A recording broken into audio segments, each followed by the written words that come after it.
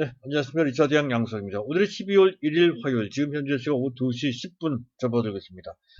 자, 오늘부로 벌써 2020년도 제일 마지막 달, 12월 달에 들어섰습니다. 일단 연말을 맞이해서 그 출발이 최소한 나쁘지가 않죠. 오히려 상당히 좋은데요. 사실은 어제 지수가 장 후반에 갑자기 급락하는 해프닝이 있었습니다. 자, 평상시 같으면 그에 따른 데미지가 상당한 충격으로 지수의 추가적인 하락을 유도할 수도 있었던 건데요. 자, 하루 만에 그러한 충격을 여건히 극복하는 그런 모습이 나오고 있죠. 사실은 어제 외국인들이 사상 최대의 상상하기도 어려울 정도의 초대 규모 순매도가 있었습니다. 무려 2조 4천억 정도나 매도를 했어요. 어쩌다 한번 한 1조 정도 매도해도 상당히 크고 그것 때문에 지수가 뭐 30포인트, 40포인트, 퍼센트를 따지면 2%, 3% 빠지기도 하는데 말이죠. 2조 4천억 정도란 매도가 나왔는데도 불구하고 낙폭이 아주 깊어지도 않았고, 그리고 그것이 연속되지도 않는 그런 모습이 나오고 있습니다. 자, 그만큼 빠른 속도로 지수가 회복되고 있다는 것이고, 또 그만큼 시장이 아주 강하다는 것이죠. 특히 외국인들의 매도의 상당 부분을 일반 개인, 이른바 동학개미들이 받아줬습니다. 이런 정도라면 외국인들도 웬만하면 매수하려고 그러고요. 또 현재 일반 개인들도 11월달 한 달 동안은 매도를 했지만 그래도 또 때가 되면 또 매수하려고 하는 그러한 강한 심리로 무장되어 있는 상태라는 것이죠. 유동성도 충분히 뒷받침이 되고, 자, 이런 상황이라고 한다면 더욱더 이러한 상승 기반 세 가지 핵심 틀이 작용된다고 말씀드렸었죠.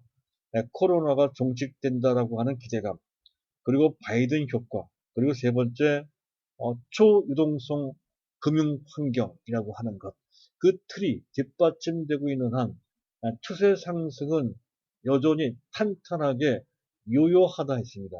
그런 터에 이런 정도의 아주 강한 심리와 또 강한 매수 자금이 초이동성이 뒤에서 뒷받침된다라고 했을 때에는 상당히 탄탄하게 또는 경우에 따라서 상당히 빠른 속도로 지수가 상승할 것이다 하는 것에 대한 충분한 믿음을 가질 수 있다는 것이죠. 그와 관련된 시각을 전혀 흐트려서는 안 되겠다는 점을 다시 한번 강조드리고자 합니다. 자, 그것을 바탕으로 해서 오늘 제가 말씀드릴 것은, 자, 11월 달 지나서 사실은 11월 달 한 달이 그 전에 있었던 달하고는 상당히 특이한 달입니다. 그래서 11월 달 한 달을 전반적으로 조명하는 수급 체크를 해보고, 특히 외국인들이 어떤 종목들을 매수했는지, 그런 것들을 좀 우리 포트폴리오와 비교를 하면서 생각을 해봐야 된다는 거죠. 왜냐하면 어제 비록 일반 개인들이 초대규모로 순매수를 했다고는 하지만 향후 지수 상승 장세에서의 지수 및 판도의 주도권이 그렇다고 해서 일반 개인들한테 넘어간 것이 아닌, 여전히 외국인들이 주도할 가능성이 크기 때문에 그렇습니다. 그래서 외국인들이 뭘 샀는지 어떻게 했는지 이걸 살펴봐야 된다는 것이죠. 그리고 단기적으로 봤을 때는 비록 하루 만에 지수가 반등이 나오고 나스닥 선물도 강하고, 그래서 현재 일단 기대가 되긴 되지만 상황에 따라서는 이번 주 거쳐 다음 주까지 조정이 나올 수도 있습니다. 그것에 대해서 미리 어느 정도 우리가 마음의 준비죠. 그렇다고 해서 민감하게 대응하라는 얘기는 절대 아닙니다. 조정에 나오더라도 절대 놀라지 말고 편안하게 그 조정을 오히려 건강한 조정으로 인식하시면서 시장에 대응을 해 주시면 된다는 것이죠. 그래서 조정 가능성에 대해서 약간 우리가 미리 점검을 좀 해볼 필요가 있다는 것이고, 그리고 자, 이 삼성전자가 중요하잖아요. 완탑, 우리 포트폴리오 완탑입니다. 완탑 플러스 5라고 이제 설명을 드리고 있는데, 이 삼성전자 본주보다도 우선주를 갖고 계신 개인들이 상당히 많습니다. 그런데 앞으로는 현재 우선주가 아닌 본주를 매수해야 된다는 거죠. 갖고 계신 우선주라면 그냥 보유하되 새롭게 매수를 한다면 본주를 매수해야 되는 절대적인 이유가 있습니다. 자, 그렇고요. 그리고 마지막으로 네이버 원탑 플러스 5라고 했을 때 그 5에 뭐 LG화학도 있고 뭐 현대차 또는 현대차 모비스도 있습니다만은 그거 말고 네이버도 있단 말이에요. 네이버도 포함시켜야 됩니다. 네이버 이런 종목들. 자, 그래서 네이버로 오늘 좀 말씀드릴 건데요. 특히 안 갖고 있거나 물량 적으신 분들은 위치가 상당히 좋거든요. 이제부터는 네이버를 좀 잡아두실 필요가 있다 하는 점을 강조드리고자 해서 준비를 좀 했습니다. 자, 순서에 밟아서 말씀을 드릴 건데 그 전에 간단하게 안내 말씀드릴까 합니다. 저희 현대투자연구소에서는 유료 정보 서비스를 제공해 드리고 있죠. 이쪽 서비스를 이용하시면 상당히 도움이 되실 겁니다. 이 점에 대해서 자신 있게 말씀을 드릴 수 있습니다. 자, 그것과 관련된 문의사항이 있으시면 보고 계신 화면에 우상단에 문의사항 연락처 010-2420-0553이 나가고 있죠. 이쪽으로 문자를 남겨주시거나 또는 전화를 직접 걸어주시기 바랍니다. 자, 안내 말씀은 뭐 그 정도로 마치도록 하고요. 순서를 밟아서 시장을 보도록 하겠습니다. 자, 이슈부터 봐야 된다는 건데요. 특히 어제 11월 30일 날, 11월 마지막 날이죠. 외국인들이 상상을 초월할 정도로 이렇게 매도하는 건 처음 봅니다. 2조 4천억 정도로 순매도를 했다는 건데, 자, 그것이 MSCI의 비중 조절과 관련이 돼 있다고 하죠. 국내 주식 비중을 12%에서 11.7% 수준으로 0.3%포인트 낮춘다 하는 것 때문에 그 물량 한꺼번에 그날 쏟아졌다는 건데요. 자, 앞에서 잠깐 언급했듯이 보편적으로 이런 정도 위치에서 그런 정도의 초대 규모 매물이 쏟아져 나오면 지수가 폭락을 합니다. 하지만 적당한 수준, 퍼센트지로 봤을 때 그 전날 대비 1.6% 정도 수준으로 낙폭이 어느 정도는 제한됐습니다. 그 1등 공신이 일반 개인이죠. 일반 개인들의 매수가 상당히 셉니다. 그동안 계속 11월 달 들어서 매도했던 그들이 그날 어제는 뭐 2조 2천억 주가가 싼 것도 아니잖아요. 이미 지수가 2,600포인트 넘은 상태에서 삼성전자 같은 경우는 이제 뭡니까 6만 원이 훨씬 넘은 그런 상태 하에서 무려 2조 2천억 정도나 순매수하면서 장을 떠받쳤단 말이죠. 두 가지 의미가 있다는 거. 이것을 우리 새겨들을 필요가 있다는 거. 첫째, 동학개미들의 매수 저력이 여전히 유효하다 하는 것 하나 하고요. 두 번째, 그렇다고 해서 향후 지수 상승 장세에 동학개미들이 지난 3월달 내지 8월달에 처럼 시장 주도를 하지는 못한다는 것이죠. 시장 주도권은 외국인들한테 있다 하는 것. 동학개미는 시장을 떠받치는 역할만 한다. 이런 관점으로 두 가지를 요약해서 일단 접수하셔야 될 것 같고요.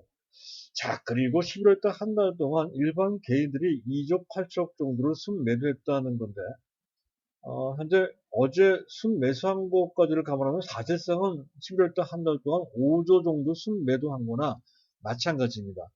자, 규모에 어떻든 간에, 일단 매도했다는 그 자체만으로도 금년 들어 월간 기준 순매도는 처음이죠. 지난 10개월 동안 내내 순매수했던 그들이 특별히 악재가 있었다든가 하는 것도 아닌데 갑작스럽게 이제 순매도를 했다는 것도 그렇고요. 자, 그 반면에 외국인들이 순매수를 했어요. 이것도 특이할 만한 것이죠. 그래서 외국인들 순매수 그 자체로도 시장의 주도권, 지수 견인을 하는 주도권은 외국인들한테 있고 그 핵심이 되는 종목은 삼성전자다라고 하는 답을 아주 객관적이고 신뢰성이 구할 수 있다는 것이죠. 자, 기관들이 다소 관건이 될 수 있는데 약 2조 정도 순매도했습니다만은 11월 달, 12월 달이라고 하는 연말이라고 하는 특수성을 생각을 좀 해봐야 됩니다. 최근에 지수가 올라감에 따라서 자기네 펀드의 국내 주식, 작년 운용 자금에 국내 주식 비중이 너무 높아졌습니다. 또는 동일 펀드 내에 삼성전자에 대한 비중이 너무 높아졌다는 것이죠. 그래서 기계적으로 그 물량이 빠져나가는 과정 속에서 나타난 기간 매도이니까 아마도 12월 말 정도이거나 또는 해를 넘겨서 내년 초가 되면 기관들마저도 외국인들의 순매수세에 동조하는 매수 들어올 가능성이 대단히 큽니다. 네, 그때도 당연히 매수 1순위는 시가총액 최상위 종목인 삼성전자이고요. 주변에 시가총액 10위권에 있는 종목이 또 그 후손 대상이 된다는 거죠. 이 점을 반드시 인식을 하셔야 돼요. 자, 그래서 말씀드린 거고. 자, 그리고 11월달 한 달 동안 외국인들이 순매수를 뭘 했는지 잠깐 보실 필요가 있다는 건데요. 자, 이런 종목을 순매수했다는 거죠. 현재 보고 계신 가운데 부분에 옆으로 누워있는 막대 그래프가 11월달 개인 외국인 순매수 상위 종목인데요. 자, 외국인들은 파란 막대입니다. 파란 막대. 그리고 일반 개인들은 빨간 막대인데요. 자, 일단 외국인들이 가장 많이 매수한 종목은 일단 LG화학입니다. 어제 대규모 매도했기 때문에 이런 거예요. 사실상은 삼성전자인데 어제 대규모 매도가 나오는 바람에 좀 깎여서 2위가 됐습니다만은 어쨌든 삼성전자와 LG화학을 집중적으로 매수했다는 것을 알 수가 있죠. 그리고 SK하이닉스 9천 정도 순매수했고 그 코덱스 200 이거는 이제 지수 상승하는 걸 배팅하는 거예요. 그리고 삼성 SN을 매수를 했습니다. 자, 이것만 보면 단박에 수 있죠.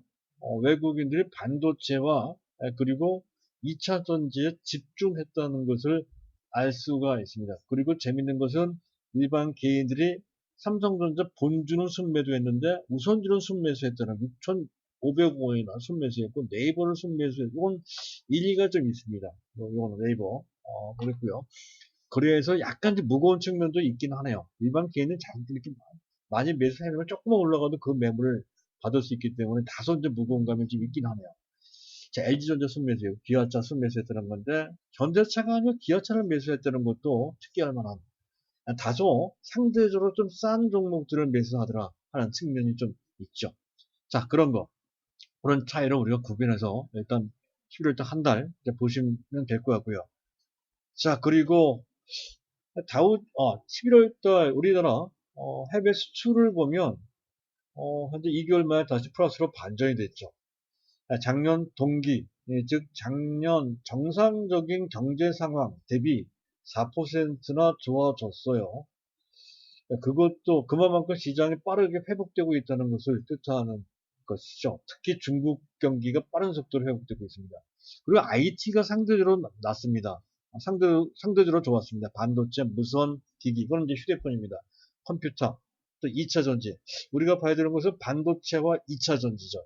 이 두 분야가 모두 좋았습니다. 근데 여기서 그치지 않고 금년 4, 4분기 거쳐 내년 상반기 내년 내내 좋아질 소지가 상당히 높다는 관점으로 보시면 되고 11월 달 다우지수 상승률이 11.9%나 되는데 그것이 33년 내 월간 기준 최대 상승 폭이라고 하죠. 그만큼 특기할 만한 상황이 전개가 되고 있다는 건 앞에서 얘기했던 세 가지 틀에 의해서 그것이 가능했다. 그렇게 보시면 되고요. 자, 시장을 잠깐 점검해 보도록 하죠. 원달러 환율 안정적이고요. 베이시스가 회복이 됐습니다. 플러스로 반전이 됐죠. 이른바 콘텐고.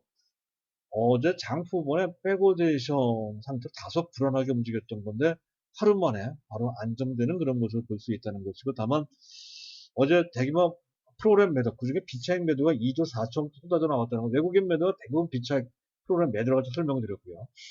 자, 오늘도 그 매도가 나오고 있어서 그 부분이 다소 지수를 봤을 때 부담이 되는 측면이 좀 있습니다. 그리고 외국인들이 순매수 전환을 했다는 건데 이 부분이 다소 좀 미진하죠. 적극적으로 매수를 해도 시원찮은 편에 매수 확인했지만 그 매수 규모는 그렇게 크지 않습니다. 다만 금융투자가 상당히 많이 매수를 했죠.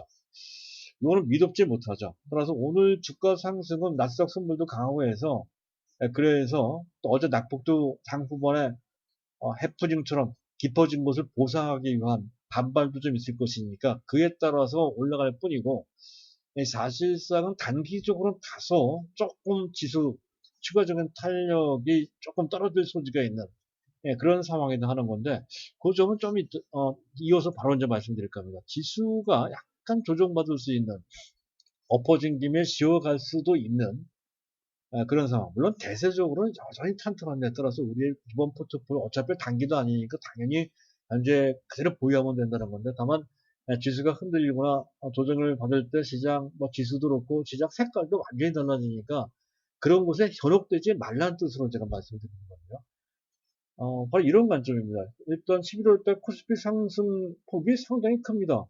코스닥보다 더 크죠. 그리고 14.3%로 급등을 했고요. 다우지수가 많이 올라갔다고 하는데 그보다 더 많이 올라갔습니다. 전 세계 주요국 시장 중에서도 가장 많이 오른 케이스고요.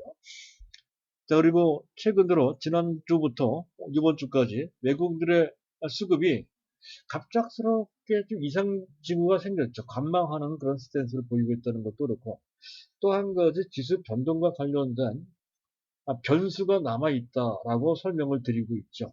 12월 12일 날 다음 주 목요일 날의 쿼드러플 위칭, 즉 선물 옵션 동시 만기입니다.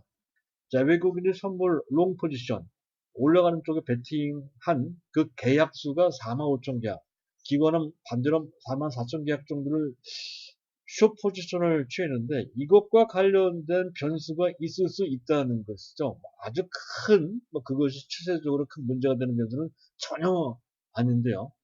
다만 제가 이 점을 왜 짚어서 말씀드리냐면 그것 때문에 시장이 갑자기 크게 또 어제처럼 출렁거리고 판도 이상해지고 그럴 때 흔들리지 말고 또 어떤 종목 장세가 또 벌어질 수 있는데 종목 장세 펼쳐지면 우리가 현혹당하기 쉽습니다. 그런 어떤 특정 종목이나 특정 테마에 현혹당하지 말라는 뜻으로 이렇게 될 수도 있다는 것을 경계 삼아서 말씀을 드리는 거니까 그걸 잘 이해를 하셔야 될 것 같습니다. 자, 그래서 그런 조정이 나올 수 있다는 것을 감안해야 된다는 건데 어쨌든 그 조정은 기술적 조정이죠. 단기 조정이 안 나올 수도 있고 만약에 나온다면 기술적 조정이고 그리고 그 조정 기간은 선물 옵션과 상당히 밀접하게 진행될 수 있다는 거죠. 그랬을 때 최대 다음 주 목요일 날까지가 아니라 그 다음 날까지입니다. 선물 옵션 후폭풍이 있을 수 있기 때문에 그 다음날 금요일 날까지 지수가 철렁거릴 수 있다. 다만 그 낙폭은 깊지 않다. 다만 또 한 가지 감안해야 될 것은 어제처럼 그날 하루하루 지수가 급등락할 수 있다는 거. 그런 것 정도까지는 염두에 두고 그런 조정이 나오더라도 그 조정을 이해를 하시면 된다. 이렇게 설명을 드리고 있습니다. 그리고 만약에 그런 사이에 상대적으로 그 기간 동안에 종목 장세, 특히 코스닥이 상대적으로 유리한, 오늘은 그 반대로 코스피가 유리한 것을 보이고 있지만 향후 전개될 장세에서는 그 단기간 동안에 코스피보다 코스닥이 상대적으로 유리할 수 있다는 건데 거기에 너무 많이 쏠려서는 안 된다는 거. 부분적으로 한다면 반도체 쪽에 초점을 맞춰주시면 됩니다. 바이오도 괜찮은데 바이오는 너무 어렵습니다. 너무 종목이 많아서 판단하기가 불가능합니다. 우리 입장에서 봤을 때. 그래서 바이오보다는 반도체 쪽에 초점을 맞추자. 이런 말씀까지 드리면서 자, 그 다음으로 넘어가도록 하겠습니다. 삼성전자를 하실 때, 삼성전자 하실 때는 반드시 우선주가 아니라 보통주를 해야 된다는 건데요. 앞에서 잠깐 언급해 드렸습니다. 11월달 한 달 동안 삼성전자에 대한 외국인 개인 기관의 수급을 보면 의미도 있고요. 재미도 있습니다. 자, 외국인들은 삼성전자 본주에 대해서 1조 4천억 정도, 사실은 어제 해프닝을 제외한다면 근 2조 넘게 순매수를 했고요. 반면에 우선주는 6,300억 원이나 순매도를 했단 말이죠. 외국인들은. 근데 개인들은 정반대죠. 본주, 보통주를 1조 1천억 정도를 순매도를 했고요. 반면에 우선주를 매수했어요. 기관들은 양쪽 다 매도를 했고 말이죠. 개인들이 왜 우선주를 선호할까를 한번 생각해 볼 필요가 있죠. 일단 상대적으로 본주에 비해서 주가가 싸니까 개인들은 약간 저렴한 종목을 같은 값이라면 저렴한 종목을 좋아한단 말이죠. 현대차보다는 기아차를 좋아하고 하는 식으로 말이죠. 예, 그래서 우선주에 좀 쏠린 감이 좀 있고요. 또 한 가지는 일부 우리나라만의 특이할 만한 어떤 상황인데 삼성중공업 우선주처럼 삼성물산 우선주도 마찬가지예요. 몇몇 특정 우선주들이 본주 주가를 훨씬 더 능가하는 모습이 곳곳에 널려 있습니다. 아마 그것 때문에 삼성전자 우선주도 잘하면 본주의 주가를 능가할 수도 있겠다. 주가도 싸고 그럴 소지가 있다면 본주보다 우선주를 사두는 게 좋겠다. 또 우선주가 배당에 대한 매력도 조금은 더 있죠. 뭐 그런 것 때문에 우선주를 선호한 측면이 있다는 건데, 근데 그거는 다른 종목이면 몰라도 삼성전자한테는 해당 사항이 좀 없습니다. 일단 적정 주가 차이는 의결권이 있느냐 없느냐에 따라서 크게 달라질 수 있는데, 정확한 객관적인 어떤 기준치는 없습니다만은 통상적으로 봤을 때 의결권이 있느냐 없느냐에 따라서 본주와 우선주의 적절한 괴리율이라고 합니다. 괴리율 또는 현재 본주 주가 대비 어느 정도 수준이 적당한지를 비율로 따지는 그 수치는 대략 본주 주가의 80% 내지 90% 정도가 적당하다라는 것이 일반적으로 인정되는 본주 대비 우선주의 주가 수준입니다. 그런데 현재 삼성전자 우선주 같은 경우 본주 대비 현재 주가 수준이 92%에 와 있다는 것이죠.